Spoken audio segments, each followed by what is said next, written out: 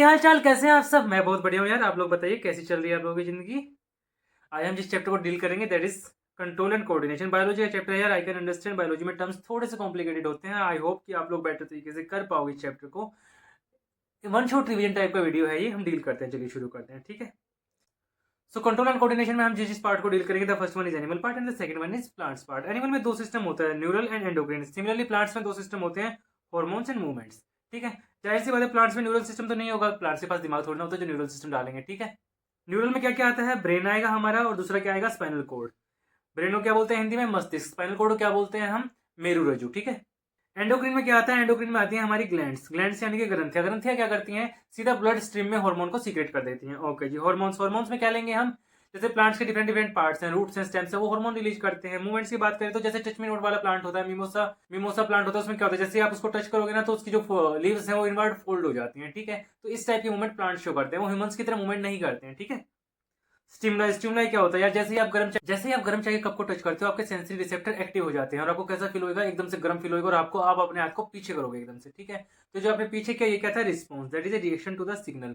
और जो आपको गर्म फील हुआ वो क्या था? स्टिमुलाई। ठीक है, स्टिमुलाई क्या था? सिग्नल था। ठीक है, रिसेप्टर की बात करते हैं। सेंसरी रिसेप्टर्स हैं इन ह्यूमंस। सेंसरी रिसेप्टर कौन कौन से होते हैं?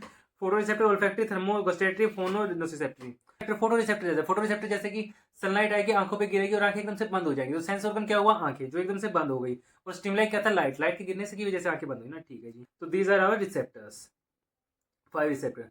Neuro control in humans. Basically हमारा नर्वस सिस्टम 3 पार्ट में डिवाइड होता है, जैसे central nervous system, peripheral nervous system, एक होता है autonomous nervous system. Autonomous nervous system के बारे में एनसीईआरटी में नहीं बताया गया है, यहाँ पे सीएनएस और पीएनएस के बारे में बताया गया है। सीएनएस किस किससे मिलकर बना हुआ है? ब्रेन और स्पाइनल कोड, ये दोनों मिलकर सीएनएस बनाएंगे। पेरिफेरल नर्वस, ये क्रेनियल नर्वस और स्पाइनल नर्वस से बने हुए हैं। क्रेनियल नर्वस ये वो नर्वस होती है जो ब्रेन से निकलती है, ये टोटल संख्या में कितनी है? 31। स्पाइनल नर्वस ये स्पाइनल कोड से निकलती है, टोटल संख्या में कितनी है? 12। ये दोनों मिलकर जो ग्रुप बनाती है ना, वो बनाएंगे peripheral nervous system. Okay, neuron क्या होता है? Structure of kidney. देखो यार, आपने 9th क्लास में पढ़ा होगा। 9th क्लास में मैंने सेल के बारे में बताया था। ठीक है, cell is the basic unit of life. Cell क्या है? Cell is the basic unit of life. A group of cells that perform a particular kind of function is called a tissue, यानी कि ऊतक। तो जैसे कि तो जब बहुत सारे सेल जुड़ जाते हैं तो क्या बनाते हैं? टिश्यू बनाएंगे। जब बहुत सारे टिश्यू जुड़ जाएंगे तो क्या बनाएंगे? वो बनाएंगे ऑर्गन। ठीक है जी, तो सबसे बेसिक यूनिट क्या हुई? सेल। ऐसे ही नर्व ऐसे ही न्यूरॉन क्या होता है? न्यूरॉन होता है नर्व सेल। नर्व सेल को तो हम न्यूरॉन बोलते हैं। तो सबसे छोटी यूनिट क्या होती है? सेल। सेल सबसे छोटी यूनिट होती है। ऐसी नर्वस सिस्टम में सबसे छोटी यूनिट क्या होगी? नर्व सेल होगी। ठीक है, तो structural and functional unit of the nervous system is neuron. ठीक है, दैट इज नर्व सेल।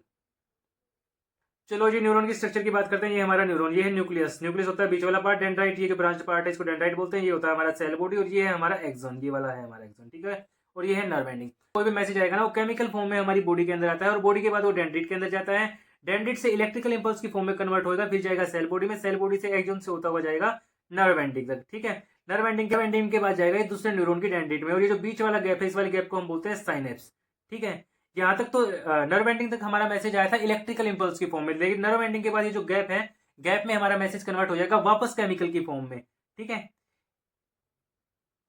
और फिर ये वापस डेंड्रिट में जाएगा, और डेंड्रिट में जाके दोबारा से ये इलेक्ट्रिकल इंपल्स की फॉर्म में कन्वर्ट हो जाएगा। ओके जी, यहाँ पे बता रखा है मैंने न्यूरोट्रांसमीटर के बारे में। ये रहा न्यूरोट्रांसमीटर, ये एक्सन, सेल बॉडी, डेंड्रिट, सबके फंक्शन बता रखे हैं, पढ़ लेना, कोई इशू नहीं है। यही चीजें जो मैंने अभी बताई है। सिनेप्स जो बीच वाला गैप होता है। न्यूरोमस्कुलर जंक्शन, जो हमारी मोटर न्यूरॉन होते हैं, मोटर न्यूरॉन की जो नर्व एंडिंग होती है, और जो हमारी मसल होती है, जो ये है हमारी मोटर न्यूरॉन, और ये है मोटर न्यूरॉन की नर्व एंडिंग, और ये है हमारी मसल। जहां पे मोटर न्यूरॉन की नर्व एंडिंग और मसल मिलते हैं ना, इस पॉइंट ऑफ कॉन्टेक्ट को बोला जाता है न्यूरोमस्कुलर जंक्शन। क्या बोला जाता है? Neuromuscular junction. ठीक है जी, रिफ्लेक्स एक्शन क्या होता है? रिफ्लेक्स एक्शन सीधी सी बात है, जैसे ही आपने गर्म चाय कप को टच किया, तुरंत आपने हाथ पीछे किया, उसको बोलते हैं रिफ्लेक्स एक्शन। ठीक है, ये वाला जो पाथ फॉलो किया गया है। जैसे ही आपने गर्म केटल को या गर्म किसी भी पोट को टच किया, तो आपको गर्म फील होगा, स्टिमुलस प्रोड्यूस होगा। स्टिमुलस सेंसरी न्यूरॉन से होता हुआ स्पाइनल कोड तक जाएगा। स्पाइनल कोड के बाद मोटर न्यूरॉन से होता हुआ इफेक्टर तक आएगा, यानी कि मसल तक आएगा, और आप तुरंत अपनी मसल को पीछे करोगे। ये वाला जो पाथ है ना, ये पूरा का पूरा जो आपने फॉलो किया है, receptor, sensory neuron, spinal cord, motor neuron और इफेक्टर तक आते हुए, इस वाले पाथ को बोलते हैं हम रिफ्लेक्स आर्क, यानी कि प्रतिवर्ती चाप। क्रेनियम क्या होता है? क्रेनियम होता है हमारा बोनी बॉक्स। क्रेनियम मतलब बोनी बॉक्स। बोनी बॉक्स क्या होता है? जिसके अंदर हमारा माइंड रखा हुआ होता है। जैसे मैं इस कमरे के अंदर बैठा हूँ, और क्रेनियम और मैं हो गया माइंड। ठीक है, तो this is a bony box, जो मेरा कमरा है। ठीक है, बैलून लाइक स्ट्रक्चर होती है, थैली टाइप की होती है बेसिकली, जिसके अंदर ना फ्लूइड भरा हुआ होता है। उस फ्लूइड को क्या बोलते हैं? Cerebrospinal fluid.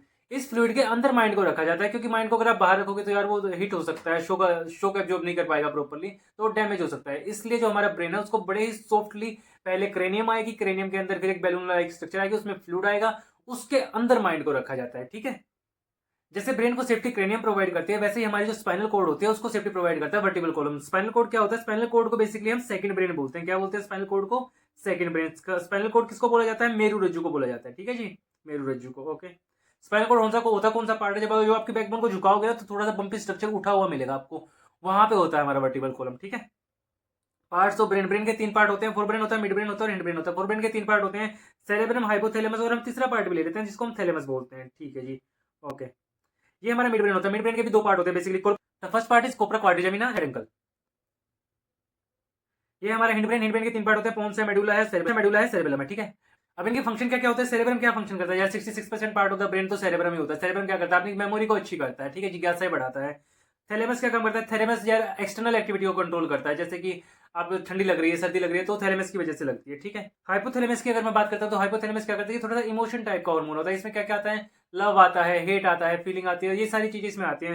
कोबरा क्वाड्रिजेमिना का क्या काम होता है? देखना और सुनना, सिग्नल को ब्रेन तक पहुंचाना। सेरिब्रल पेडंकल का काम है कि अगर ब्रेन बिजी है तो स्पाइनल कोड काम करने के लिए तैयार रहे। पोन्स क्या काम करता है? ये सेरेब्रम और सेरेब्रम को मेडुला और स्पाइनल कोड से कनेक्ट करता है, तो ये ब्रिज का काम करता है बेसिकली। ठीक है, मेडुला ऑब्लोंगाटा क्या काम करता है? जैसे रेस्पिरेशन का काम करता है, डाइजेशन का काम करता है, ये सारे काम मेडुला ऑब्लोंगाटा करता है। सेरेब्रम क्या काम करता है? सेरेब्रम बॉडी का बैलेंस बनाने का काम करता है। जैसे छोटा बच्चा ढंग से चल नहीं पाता क्योंकि उसको आदत नहीं होती, जबकि एक सर्कस वाला जो कलाकार होता है वो एक रस्सी पे भी पूरी तरीके से परफेक्शन से चल पाता है। तो जो प्रिसीजन का काम करता है ना वो सेरेब्रम करता है। एंडोक्राइन सिस्टम की बात करें तो हम एंडोक्राइन सिस्टम वो होता है यार, इसमें ना एक एक्सोक्राइन सिस्टम होता है, उसमें ग्लैंड से सिक्रेशन जाता है डक्ट में। लेकिन जो एंडोक्राइन सिस्टम है इसमें डक्ट नहीं होती, इसमें सीधा ग्लैंड से ब्लड स्ट्रीम में जाता है हॉर्मोन्स। ठीक है, मेल बॉडी है और ये फीमेल बॉडी है। मेल बॉडी और फीमेल बॉडी में लगभग यहाँ तक ना सारी ग्लैंड एक जैसी हैं। तो मेल बॉडी में तो एक टेस्टिस एक ऐसी ग्लैंड है जो कि फीमेल बॉडी में नहीं पाई जाती, और फीमेल बॉडी में यूट्रस और ओवेरी ये तो एक ऐसी एंडोक्रिन ग्लैंड है जो कि मेल बॉडी में नहीं पाई जाती। ये हमारी कुछ एंडोक्रिन ग्लैंड है, ये आप पढ़ लेना, इनका मैं पीडीएफ आपको प्रोवाइड करा दूंगा। ये एक इंपॉर्टेंट हार्मोन रिलीज करती है, एड्रेनालाइन हार्मोन। इसको 3F रिस्पॉन्सिव बोला जाता है, फियर, फाइट और फ्लाइट। यहाँ फ्लाइट का मतलब होता है दौड़ना। ठीक है, लड़ाई झगड़ा होएगा या फियर होएगा, फाइट होगी, उस टाइम पे ये हार्मोन एक्टिव हो जाता है और ये सीधा ब्लड स्ट्रीम में जाता है। ठीक है, हार्ट रेट फास्ट हो जाएगी इस हार्मोन की वजह से, ये सारी चीजें होती हैं। आयोडीन की कमी से आपको गोइटर रोग हो जाता है, घेंगा रोग। ठीक है, इसलिए अपने नमक में आयोडीन रखिए, ऐसा आपने डेटा उसमें एडवर्टीजमेंट वगैरह में भी देखा होगा। ठीक है, कोऑर्डिनेशन इन प्लांट, जाहिर सी बात है प्लांट्स के पास ना दिमाग तो होता नहीं, नर्वस सिस्टम तो होता नहीं जैसे एनिमल्स के पास होता है। एनिमल्स है nervous system for the coordination, plants के पास तो नहीं होता। तो प्लांट्स कैसे करते हैं कोऑर्डिनेशन? ये इलेक्ट्रोकेमिकल मीन्स के थ्रू अपनी इन्फॉर्मेशन को कन्वे करते हैं, ऐसे फिर ये कोऑर्डिनेशन करते हैं। ठीक है जी, ठीक है जी। मूवमेंट इन प्लांट्स, प्लांट्स में 2 टाइप की मूवमेंट होती है, ट्रोपिक मूवमेंट होती है और नेस्टिक मूवमेंट होती है। ट्रोपिक मूवमेंट कैसी होती है? ये ग्रोथ डिपेंडेंट होती है, जबकि नेस्टिक मूवमेंट ग्रोथ इंडिपेंडेंट होती है। इसमें हम जो एग्जांपल लेते हैं वो टच मी नॉट प्लांट वाला लेता है। छुई मुई का पौधा, जैसे आप उसको टच करोगे लीव जो है फोल्ड हो जाएंगी इनवर्ड। ठीक है, जबकि इसमें जो हम एग्जांपल लेते हैं इसमें लेते हैं जैसे लाइट फॉल होएगी तो उसकी डायरेक्शन जाएगी, प्रॉपर डायरेक्शन में ग्रोथ होएगी, या तो इस तरफ होएगी या इस तरफ होएगी। तो इसमें डायरेक्शन डिपेंडेंट होती है। ठीक है, movement through the cell division, direction according to the direction of the stimulus, stimulus के अकॉर्डिंग ग्रोथ होएगी। इसमें नॉन डायरेक्शनल होती है, कोई स्टिमुलस से कोई लेना देना नहीं है, या तो बंद होएगी या खुल जाएगी, वो डिपेंड करता है। सच है। ट्रोपिक मूवमेंट 5 टाइप के, फोटोट्रोपियम, जियोट्रोपियम, कीमोट्रोपियम, हाइड्रोट्रोपियम, थिगमोट्रोपियम। ठीक है जी, फोटोट्रोपिज्म होगा या तो लाइट की तरफ मूवमेंट होगी या अवे फ्रॉम द लाइट होगी। लाइट की तरफ हुई शूट की मूवमेंट तो क्या होगा? Positive phototropism. अगर अवे हुई जैसे रूट की होती है उसको बोलेंगे नेगेटिव फोटोट्रोपिज्म। जियोट्रोपिज्म अगर ग्रेविटी की डायरेक्शन में है तो पॉजिटिव जियोट्रोपिज्म, अगर अगेंस्ट है तो नेगेटिव जियोट्रोपिज्म। इसमें क्या होगा? रूट ऑफ द प्लांट वो पॉजिटिवली जाती है क्योंकि ग्रेविटी की तरफ जाती है मूव करती हुई, जबकि स्टेम जो है वो अगेंस्ट ग्रेविटी जाता है, इसलिए उसको नेगेटिव जियोट्रोपिज्म बोल देंगे। कीमोट्रोपिज्म इसमें केमिकल की तरफ अगर मूवमेंट है तो growth of the pollen tubes towards the ovules, growth of pollen tubes towards the chemicals. ठीक है, हाइड्रोट्रोपिज्म वाटर की तरफ है तो पॉजिटिव हाइड्रोट्रोपिज्म, अगेंस्ट है तो नेगेटिव हाइड्रोट्रोपिज्म। रूट्स किसकी तरफ जाती है? पानी की तरफ जाती है, तो पॉजिटिव हाइड्रोट्रोपिज्म हो जाएगा। ठीक है, थिगमोट्रोपिज्म स्पर्श वाला, यानी कि टच करके जो मूवमेंट होती है, जैसे जैसे पी प्लांट है, किसी भी बेल से बन जाएगा ऊपर चलता चला जाएगा, चलता चला जाएगा, चलता चला जाएगा, किसी भी चीज से बन जाएगा ऊपर चलता चला जाएगा। तो उस वाली मूवमेंट जो टच की तरफ मूवमेंट हो रही है उसको थिगमोट्रोपिज्म बोलते हैं, जो टच के अगेंस्ट हो रही है उसको नेगेटिव थिगमोट्रोपिज्म बोलते हैं। नेस्टिक मूवमेंट, नेस्टिक मूवमेंट में हमने अभी एग्जांपल लिया था, जैसे कि ये टच मी नोट वाले प्लांट का लिया था, मिमोसा प्लांट वाला ये वाला एग्जांपल लिया था। ग्रोथ इंडिपेंडेंट ये मूवमेंट होती है, प्लांट सेल जैसे प्लांट में पानी भर जाएगा मोटे हो जाएंगे, और जैसे निकल जाएगा श्रिंक हो जाएंगे। तो प्लांट से कौन सी प्लांट जो है शेप चेंज कर रहे हैं, plant cell change shape by changing the amount of water in the resulting swelling. तो यही टाइप की चीजें हैं, छोटी मोटी चीजें।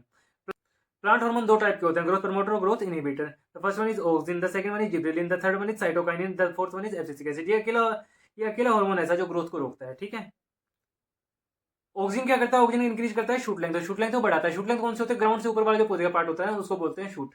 तो ऑक्सिन क्या करता है? ऑक्सिन इंक्रीज करता है शूट लेंथ को in the direction away from the light. कहां? Away from the light, not towards the light, ध्यान रखना। जिब्रेलिन की अगर मैं बात करता हूं तो जिब्रेलिन क्या काम करता है? ठीक है, बेसिकली ये प्रमोट करता है ग्रोथ ऑफ स्टेम को। साइटोकाइनिन क्या करता है? ये प्रमोट करता है सेल डिवीजन को। सेल डिवीजन कहां पे सबसे ज्यादा होती है? जाहिर सी बात है फ्रूट और सीड्स में सबसे ज्यादा सेल डिवीजन होगी। फ्रूट और सीड्स में, तो यहाँ पे ये ज़्यादा पाया जाता है साइटोकाइनिन, ठीक है। एब्सिसिक एसिड की बात करो तो यार ये ग्रोथ को रोक देता है, ठीक है। Inhibits growth, plays important role in closing of stomata, often wilting of leaves, यानी कि पत्तियां मुरझा जाएंगी।